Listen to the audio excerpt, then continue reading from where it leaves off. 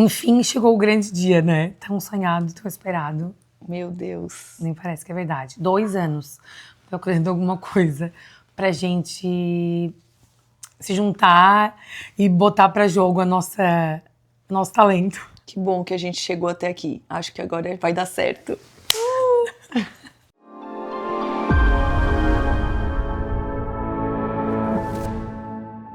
Mas assim, né, nem todo mundo nos conhece ainda. Então eu vou contar pra vocês quem é essa pessoa aqui.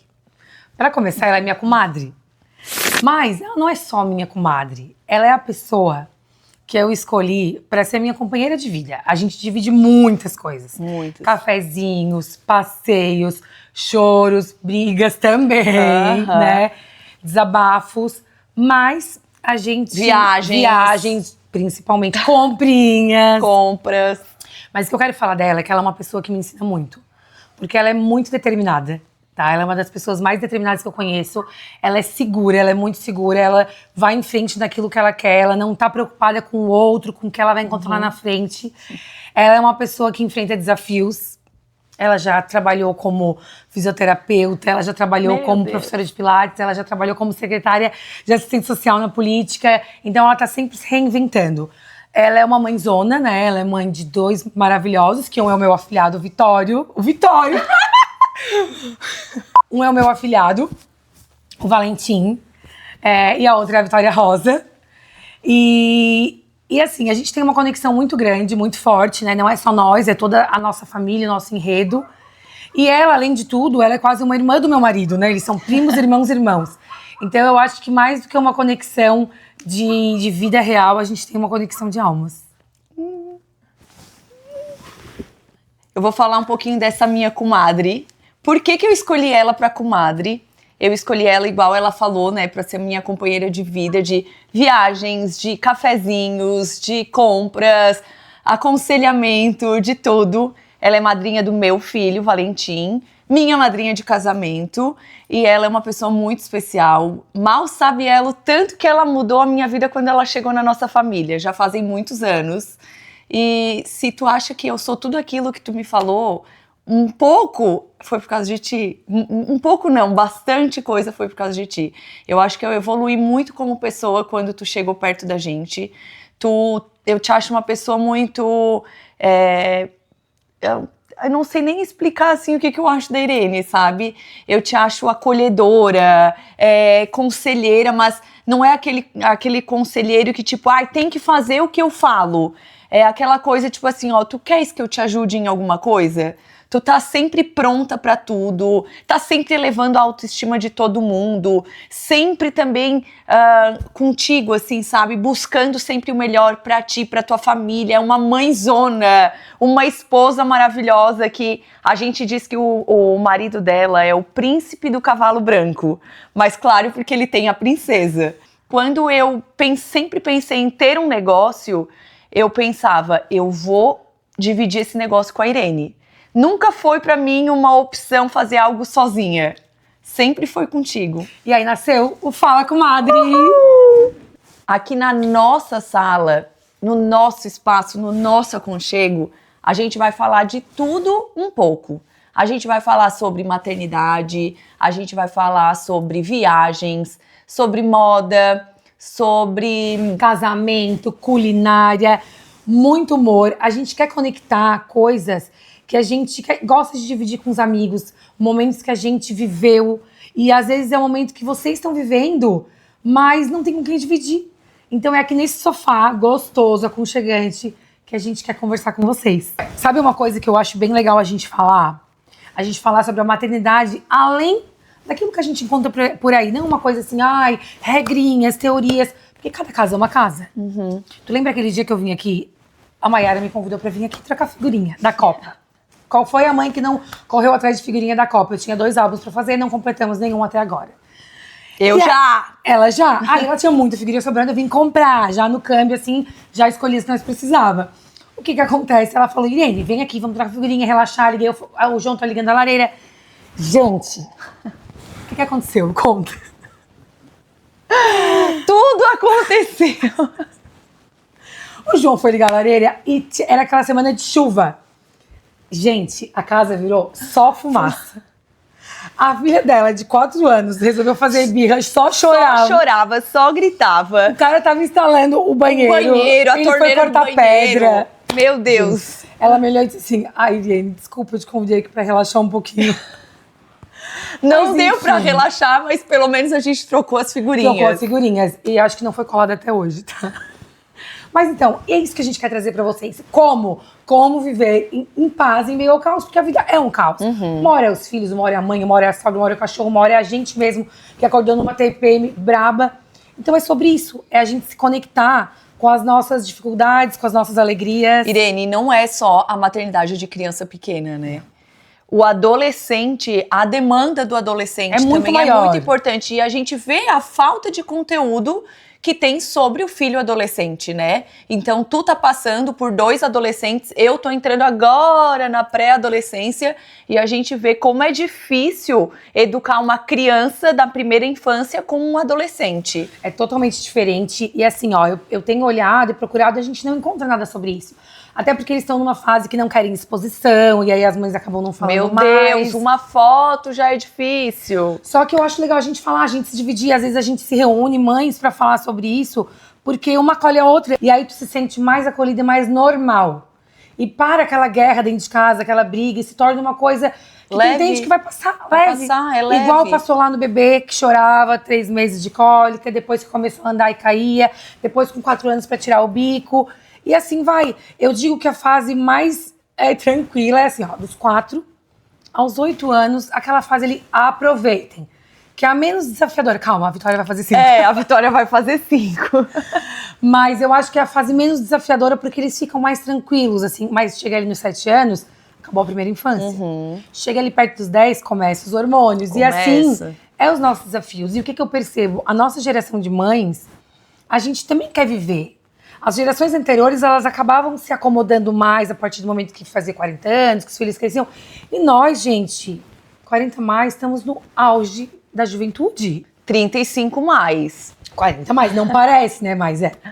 Então eu acho que isso também é um novo desafio, sabe? Eu ser jovem, tendo um filho de 15 anos. Eu né? ser jovem, tendo um filho de quase 11. E aí a gente saber o que é ser jovem com 40, ser jovem com 15, saber ser amigo, mas dar o limite pra eles também. Ô, Irene, porque eu tenho quase 35, mas eu acho que eu tenho 20. É isso, a gente não se enxerga? Por quê? Porque essa questão de a gente acabar se vestindo de uma forma mais jovial, acabar continuando mais antenada, a gente não se sente com a idade que a gente tem. E aí gera às vezes essa dificuldade com o filho que já tá quase da idade da gente. Exatamente. Eu 18, filho 15, olha só, gente, como pode. Né? Gente, e como os filhos têm compromissos. Como a gente tem que deixar abdicar do nosso tempo para ter o tempo deles. Para ir atrás das demandas deles. Então, quando é bebê, tem a demanda de é bebezinho, eu tenho que ficar em casa porque tem a rotininha e tal. Mas quando eles vão crescendo, que eles começam a ter os compromissos deles, a gente também precisa abdicar do nosso tempo para essa demanda. Meu Deus, tu sabe que eu brinco com uma amiga minha que eu sou Uber. Eu sou Uber, eu sou mãe e eu sou fazedora de Pix, como diz ela. Que eles só ligam, mãe, faz um Pix, mãe, faz um Pix, mãe, faz um Pix. Mãe, tô na balança do shopping, na balança do buffet do shopping, me faz um Pix. Naquela hora ali. E na hora que eu também tô almoçando, né? Então, isso é a maternidade com um filho grande. Ela acaba demandando muito mais, porque demanda não só físico, mas também o mental, porque a gente precisa estar preparado para formar agora um adulto, né? Que vai pro mundo. Tu sabe que eu e a Mayara, a gente passou uma situação um pouco parecida, que eu acho que foi isso que nos trouxe até aqui. Que a gente ficou... Eu ia falar disso agora. Mas eu vou falar, acho que eu conto. A gente ficou uns 3, 4 anos, foi isso? Faz 2 anos agora. Eu fui 3 anos, então eu comecei um ano antes. A gente teve uma lacuna de vida. Uma lacuna na nossa vida profissional. Isso. Que num outro episódio a gente vai trazer isso, que eu acho que é uma experiência que foi muito difícil no começo, mas hoje eu sou muito grata a tudo que eu pude viver e a experiência que me trouxe. E foi um momento que meus filhos demandaram muita atenção, por essa questão que o Vitório ainda não tinha autonomia de pegar um Uber e tal. Então eu precisava estar muito... Busca na escola, leva aqui, Muito leva no futebol, muito né? presente. Pra mim foi muito importante também. eu sempre digo assim, essa virada de chave, né, que decidimos então vir pro lar, voltar pro lar, né, deixar a vida profissional para vir pro lar, foi muito importante, né, tu na tua fase, né, Irene, e eu na minha com os 2 pequenos. Então, essa demanda que eu dizia assim, ó, quando eu tive essa demanda, quando eu me dei por conta que eu tô em casa e tenho essa demanda, eu pensei, como é que eu fazia quando eu trabalhava? O que eu fazia? Para quem que eu demandava tudo isso? Como né? que eu dava conta? Como é que eu dava conta? E daí que a gente vê a importância de estar em casa com eles em certo momento e se permitia isso, né? Porque hoje, claro, né, tem muitas pessoas que não têm essa oportunidade de estar em casa. Mas a gente teve dificuldade um pouco no começo de se adaptar. Muita. Mas hoje, como a gente é grata de ter tido essa oportunidade, poder ter dado essa atenção todas que eles merecem, muito, né? Muito. Às vezes a gente acha que a gente estar em casa, que a gente ser apenas dona de casa, né? É uma coisa, o mundo tá lá fora, todo mundo trabalhando e eu não tô produzindo.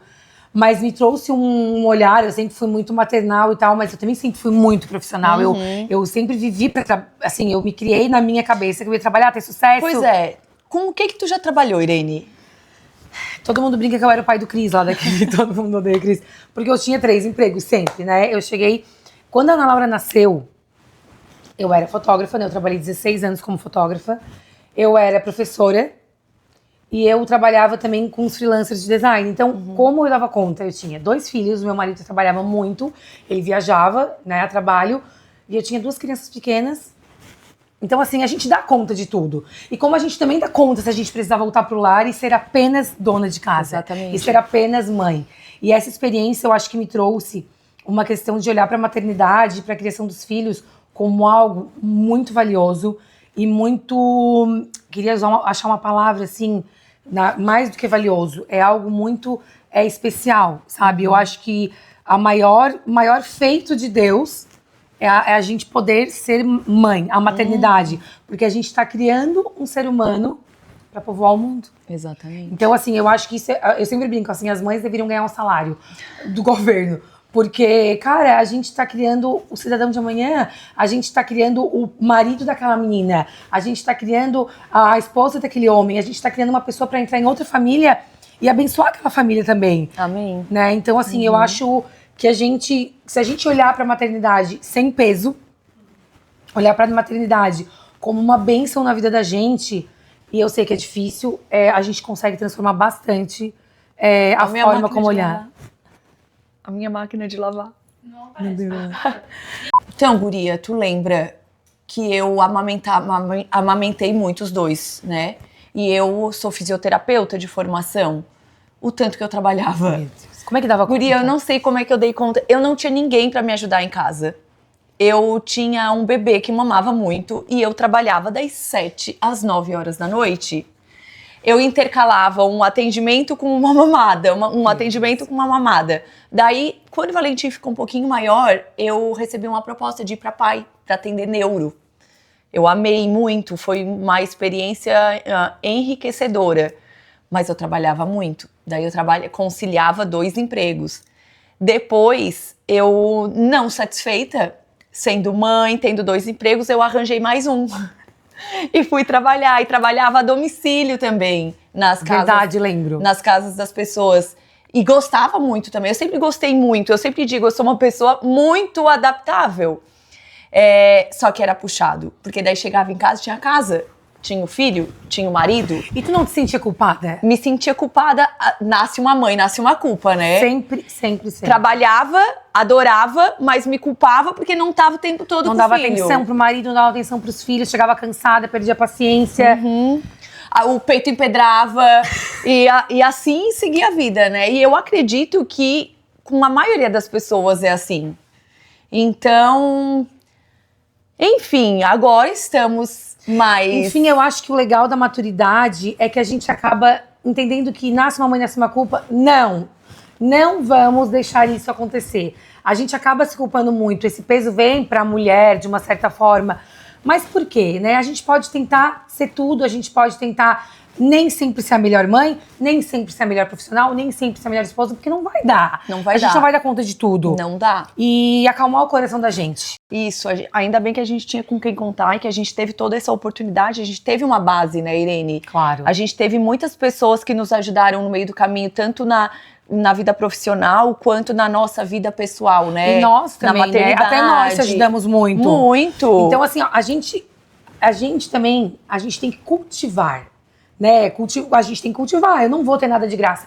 Eu e a Mayara só somos muito amigas e comadres, porque uma cultivou a outra. Uma apoiou muito a outra. Claro, eu tenho amigas, não vai ficar com ciúme, tá? Mas eu tenho. Eu tenho as minhas amigas de infância, que a gente tem uma amizade de 30 anos, e a gente se encontra mais ou menos uma vez por ano, porque todo mundo mora cada uma num canto do Brasil. E sabe o que quando a gente sai desse encontro, eu penso, a gente só tá ainda se falando porque a gente cultiva. Né? Porque existe um ditado, existe um ditado antigo, assim, eu não sei como é, não é ditado, é provérbio, sei lá como é que se fala. Que é assim, ó, pra criar uma criança é necessário uma aldeia. Por quê? Porque uma criança, quando ela é criada por uma pessoa só, eu sei que às vezes é difícil, a família mora longe, acontece várias situações, mas aí a gente pode buscar uma rede de apoio próximo, criar amizade com uma vizinha, com a professora, porque uma criança, para ser criada, para formar ela, é importante que ela tenha várias experiências. Nós, como mãe, vamos trazer uma experiência, os avós vão trazer outra experiência, já de uma pessoa mais velha. Os amigos outras. Os amigos outra, os padrinhos, um outro carinho, né? Então, é importante a mãe ter essas relações. Então, uma mãe precisa de uma amizade. Uma mãe precisa de uma amiga. Uma mãe precisa de uma comadre. Então, eu acho que a maternidade, o que a gente quer trazer da maternidade é sobre isso. É sobre trazer leveza, porque nem sempre foi assim. Eu já surtei muito, eu já gritei muito. Tadinho do meu filho, ainda bem que os traumas passam, eu já né? chorei muito. Então, assim, hoje eu falo da maternidade com leveza? Falo. Porque às vezes eu penso assim, opa, eu tô implicando demais, preciso respirar. Mas já houve tempos de eu não conseguir, eu não ter essa maturidade, né, dos 40 mais, de entender que vai passar também essa fase dos 15 anos, vai passar a fase dos 12 anos e eu vou sentir saudade. Eu acredito que eu vou sentir saudade. Muita saudade. Não vai sentir saudade da Vitória muita saudade. Eu já sinto muita saudade de quando eles cabiam no meu colinho, de que eles estavam sempre protegidos embaixo das minhas asas e a gente cria eles pro mundo, né? Então eles vão e a gente tem que deixar eles ir. É o nosso objetivo. É o nosso objetivo, né? Poder criar eles pro mundo. Mas é tão gostoso quando eles estão embaixo das nossas asas. A Ana Laura me perguntou assim outro dia: ô mãe, tu não tem ciúmes da gente? Aí eu falei: ai, não. Aí ela: ai, mãe, não. Eu disse: não, mãe, tem muitos ciúmes. Só que a gente sabe que a gente precisa deixar eles viver com os amigos, eles terem os melhores amigos deles para compartilhar coisas que eles não vão compartilhar com a gente, para futuramente ser a comadre dela, né? Eles terem as experiências deles fora da nossa vivência de família. Por isso, sabe o que eu lembrei outro dia? Não, eu vou te contar uma coisa, um fato engraçado que aconteceu comigo. Eu, pós-maternidade, meu filho tinha 3 anos, tava me achando feia. Já te aconteceu isso? Várias vezes. Quando a gente tá no pós-maternidade, parece que a gente não se encontra como mulher. Eu disse assim, ó, não gostava uma gordurinha que eu tinha aqui. Vou tirar. Não, eu vou contar essa. Vou tirar essa gordurinha que eu tenho aqui.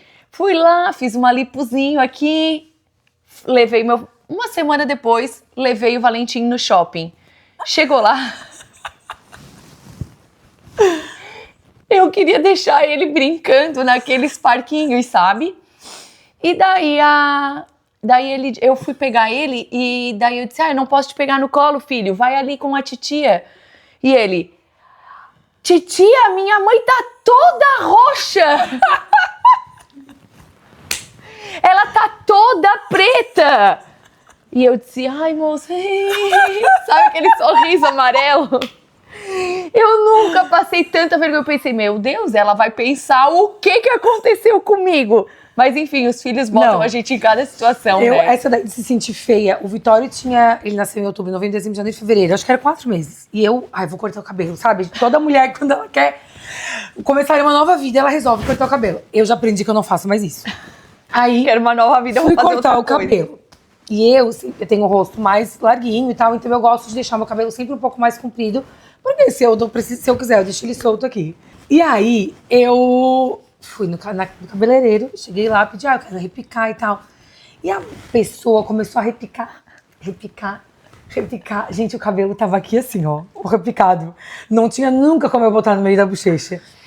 Tá. Daí, eu já tava ali no pós-maternidade, assim, passando aquela depressão pós-parto. Eu falei, eu acho que ficou um pouco repicado desse lado. Vamos repicar o outro. Daí do outro lado, o que ela fez? Ela repicou menos. Então, além de eu ficar com o lado muito repicado, o outro ficou torto. Então, ficou um assim. Gente, eu tinha deixado o Vitório na minha mãe. Lá em Criciúma, né? A gente mora no Caravaggio. Gente, quando eu cheguei lá na mãe, eu comecei a chorar. Eu andei 6 meses de cabelo amarrado, porque eu não podia ver aquele cabelo repicado para um lado. Eu tenho trauma até hoje de repicar o cabelo, gente.